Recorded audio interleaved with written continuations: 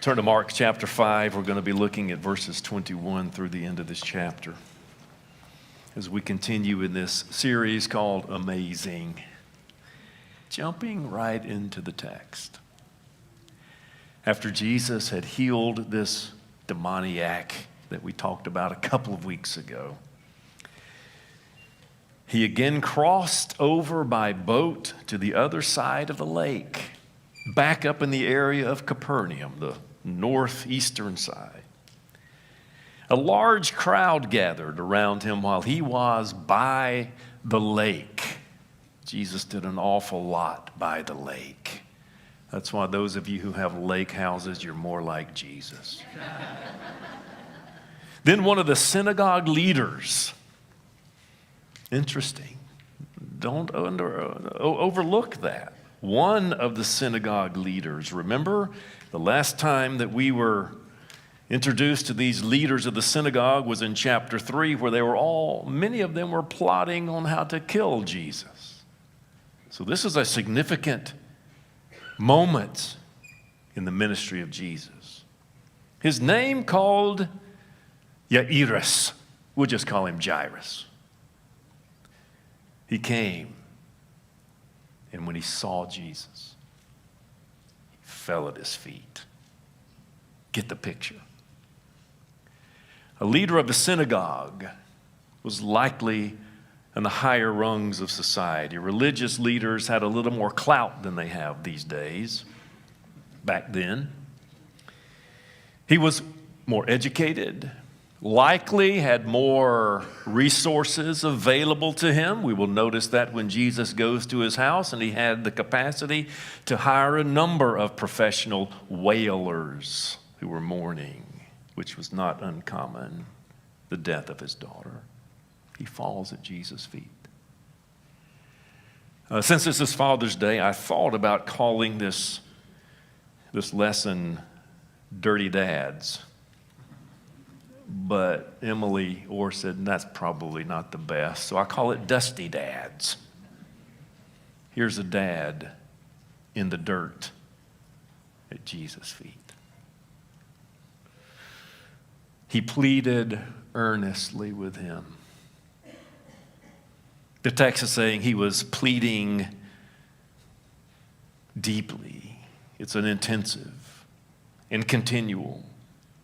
My little daughter is dying. The text says she is at her end, eschaton. She was at the end. That's where she is. She's almost dead.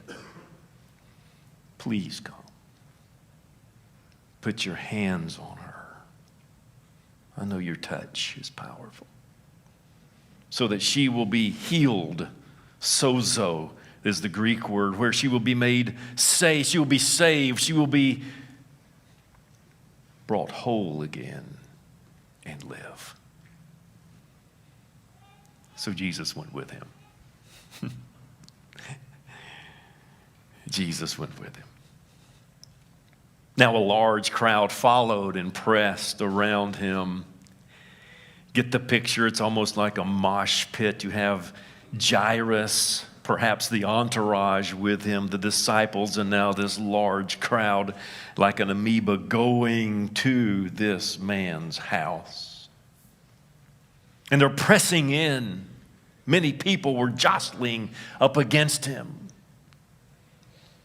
And then we're introduced to this unnamed woman who was there, who had been subject to bleeding for 12 years.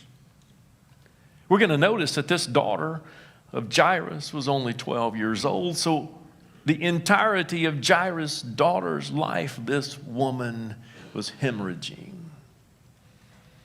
And because of this, according to Torah, and in Capernaum, it was a very Torah-saturated area, she was unclean. She could not touch someone because in so doing, she would transpose her uncleanness, her ceremonial uncleanness onto them, and they would have to purify themselves. She could not go to synagogue. She could not really even be around her own family. She was alienated for 12 years.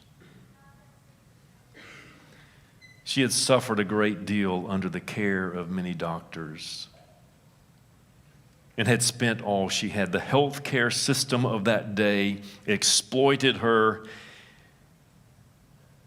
and extracted from her all the resources available to her, but rather than getting better, she grew worse. And this was not uncommon in that day for doctors to take advantage of people. In their pre-scientific age, they did not have the kind of tests and abilities that we have today, but nonetheless, there were doctors, and you go, and you go, and you go. In verse 27, when she heard about Jesus, when she heard about him, when she heard, he or she who has ears to hear, let them hear. She came up behind him. Not like Jairus, who came apparently right in front of him and threw himself at the dirt and then pleaded with Jesus, perhaps from a position of privilege. She sneaked. With her faltering faith, came up behind him in the crowd, jostling for position, knowing that she is putting herself at risk because she was unclean, knowing that if she touched anyone and even touched Jesus, that there is this Torah teaching that that person would become unclean, but because she thought, if I just touch his clothes, I will be healed. Wow. Jairus said, if you lay your hands on my daughter, she will be healed. Sozo is the word in here. If I can just touch, reach, and grab, I will be healed and saved. So in verse 29, immediately, once she did that, her bleeding stopped, and she felt in her body that she was freed from her suffering.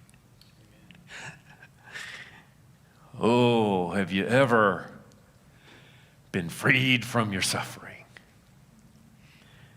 Have you ever gone to the doctor with a malady and they actually give you the right prescription and you feel better?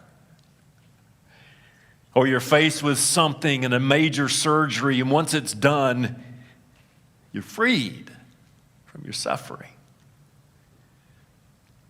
She had done all that she could do, but now she touches the garment of Jesus, and she's freed. At once Jesus realized, and this has always been fascinating to me, that power, exousia, authority, whatever strength had come out from him. I wonder what that was like. Is it kind of like the battery was depleted a little bit? What does that mean? There is something physical that Jesus experienced at this moment, that because this woman of faltering faith dared to reach and grab his garments, that there was the power of God released. And he knew it. And he turned around in the crowd and asked, "Who touched my clothes?" No wonder the disciples answer, "You see the people crowding against you, and yet you can ask, 'Who touched me?'" But they may have been rubbing against him, but somebody else touched him. Big difference. But Jesus kept looking around to see who had done it. I wonder what it looked like when Jesus was looking around trying to figure out who grabbed a hold of his divine essence. Was he with a furrowed brow, "How dare you come and drain my divine battery"? Or was he saying, "Where is she? Somebody gets it. There's a big crowd, but there's somebody that's now committed. Where is the committed one? Where is she?" Maybe that's what it looked like. Because we have this notion that to come to God, yes, it's a dangerous thing, but God, when he looks at us with a great compassion of the I am that he is. Where's my child? Who's the one? All of heaven stops and has a party because of the one sinner who repents. That's God. Then the woman, knowing what had happened to her, came, fell at his feet, just like Jairus had earlier. Jairus came falling at his feet to request something. She fell at his feet simply in awe of him. Trembling with fear, oh, what have I done? I'm exposed now. I slipped up and I touched God, but I'm healed. She told him the whole truth. And here's what the King of Glory says. Daughter.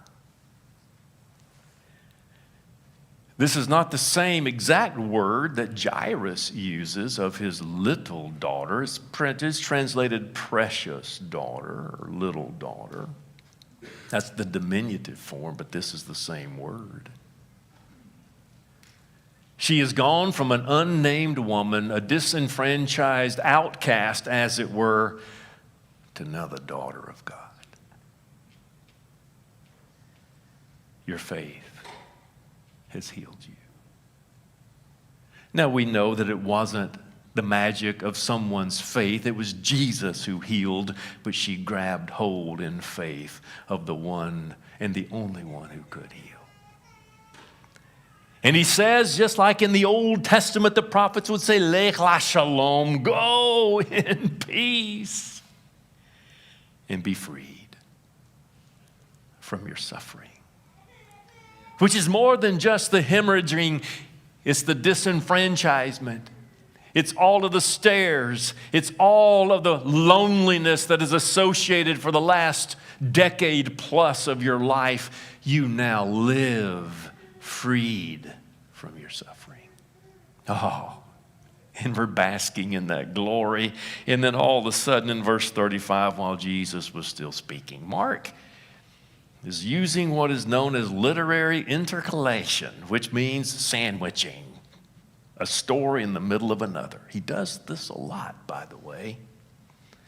So he starts telling this story of Jairus, and now here's this woman, and then he comes back to Jairus. And there's something more than just chronology at work. Typically in Mark, the middle story is the interpretive key for the whole thing. And so while Jesus was still speaking, some people came from the house of Jairus, the synagogue leader. Do you see how this word synagogue leader is used repeatedly to emphasize the position of this man? Ah, your daughter is dead. Why bother the teacher anymore? He can't help you now. Overhearing. Now, this word overhearing, in the NIV of 1984, I believe, would say ignoring what they said. And that's really the essence of this word, kataakue. It's this sense of, yeah, I'm overhearing, but I am not paying attention to what you're saying. He's ignoring what he is hearing, and he says, don't be afraid, Jairus. Just believe. Do you not see this woman right here? Here's the interpretive key. It's the faith. It may be imperfect, it may be faltering, it may be surreptitious where you're just simply trying to grab a hold, but you cannot see what can happen here. This is what it's at. It's not about the request of someone in the elite of society for me to come and do some magical incantation. It's all about coming to this kind of belief in who I am. Do you see that, Jairus? Don't be afraid. Believe. Now, he did not let anyone follow him except Peter. Literally in the Greek, he did not let no one. And that's good Greek. And it's good Southern English. He didn't let no one go with him except Peter, James, and John, the brother of James. When they came to the home of who? The synagogue leader. Jesus saw a commotion with people crying and wailing loudly. He went in and said to them, "Why all this commotion and wailing?" Well, the answer is because somebody's dead. The child is not dead, but asleep. But they all laughed at him. And while I want to sit here and shake my head, I probably would have snickered as well. Because in the first century, they knew when somebody died, they stayed dead.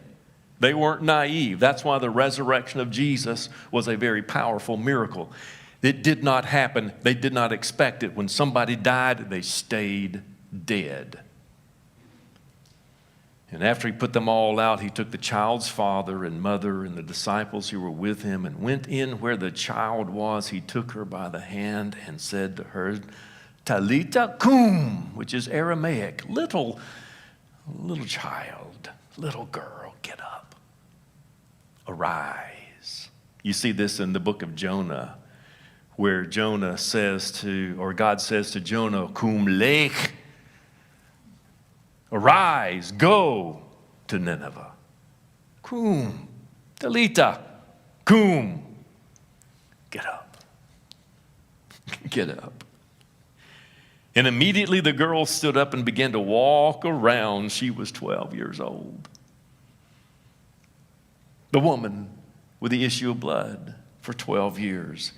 That began the very day this child was born, or at least the time frame. At this, they were completely astonished. He gave them strict orders, unlike the freed demoniac of Gerasene area, to go and tell everybody in your area. He says, don't tell anyone about this. And he said, oh, by the way, give her something to eat. That's a bit humorous to me. Raise her from the dead. Now give her something to eat. She's hungry. Which indicates that maybe she had been sick for a while and she was off her feed, as my grandmother would say. Now give her something to eat. Why? Because she is fully alive. The little girl, the 12-year-old daughter who was just dead, is now sitting at the table eating a glass of cornbread and sweet milk. Oh, there's so much there. So I thought what I would do is give a quick message to dads. I want to give you a gift of a short sermon today. But there's some things as a dad out of this text that have always struck me, and I want to be careful with the text. I want to hear what the text is saying, because this woman in the midst of it all is telling us about the faith that sometimes is faltering and may be imperfect, but grabbing the hem of Jesus' garment, that there is something powerful about that. And as I say these things, guys, I am talking to myself, and I want this to be a message of encouragement. I have seen many of you daddies out there. I've seen some of you for a long time. Paul. I've seen your babies grow up, get married, and have kids of their own. I've seen you go from a husband to a daddy to a granddaddy. And some of you, you're just starting out. And I see what you do. I see how you love those babies. Hear this as encouragement. I want us to know that we need to recognize as dad that only Jesus has the power to make us and our families whole. Jairus went to Jesus on behalf of his little daughter. And that took a lot. But I learned a long time ago that Daddy really cannot fix anything in his family. Only Jesus can. The question is, will I be the first one to grab hold of Jesus' garment? Will I throw myself in the dust at Jesus' feet on behalf of my family and myself? That's the question. I see this and am quite impressed by Jairus, a ruler of the synagogue. And number two, I don't want anything to keep me and to keep us from falling at Jesus' feet on behalf of our families. Jairus refused to be restrained by the rejection of Jesus among other synagogue leaders. This was risky business for Jairus. His position may have been put in jeopardy if they knew that the one against whom they were plotting, that one of them are now over there on the ground, wallowing in the dust at the feet of Jesus, the very one they're wanting to kill, begging him on behalf of his little daughter. I don't want any sense of respect and pride or anything else to keep me from getting on my knees before the King of Glory and beg him on behalf of my family and me, because I really don't have to do a lot of begging, because this Jesus wants to bless. Just think about that. Because sometimes we dads, we kind of feel like we need to have a certain level of masculine decorum and conduct ourselves appropriately. Maybe, no. I want to see my kids and my bride and this church see me wallowing in the dust in front of Jesus, the only one who can save. And guys, I've come to the realization that genuine faith in Jesus, not simply a casual acceptance of Christian doctrine and ethics, is the only thing that will heal our families. Jairus moved from a social respect of Jesus to what I think is a deep trust in Jesus as Messiah. In other words, I want my faith to be more than just an intellectual acceptance of certain or a system of thought about the world and about things. I want my faith to be in the person of Jesus Christ. And that's a big difference. And guys, I want to encourage you to continue to do that. Engage in spiritual warfare for your family by getting on your knees and praying over your bride and your family, invoking the name of Jesus over your own heart. Let them see it. Continue to do that.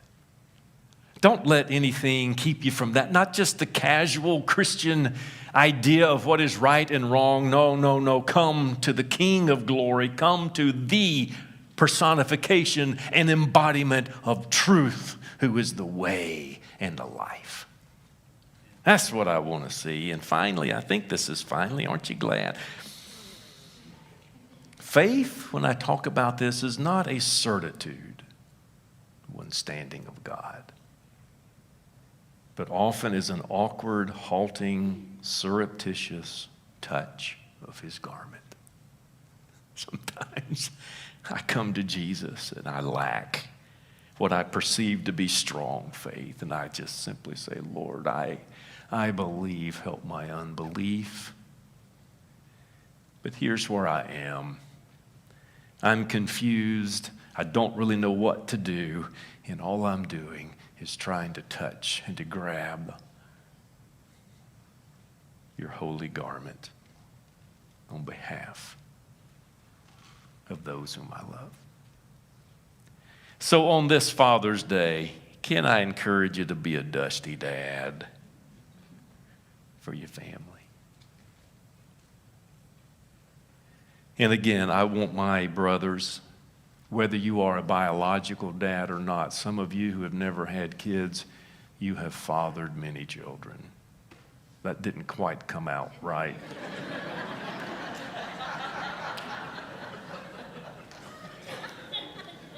Mutatis mutanda, the change, being made change. Okay. You have cared for, like a father, many children. I've seen you do that. I've got 4 of them that grew up in this place. I've got grandkids that are growing up in this place. Thank you. Thank you for loving them. Thank you for being a dusty dad at the feet of Jesus on behalf of my kids and me and this church and, frankly, our entire world. So can we all stop for a moment and just show deep appreciation for the fathers of our world? Amen? Okay, let me start it.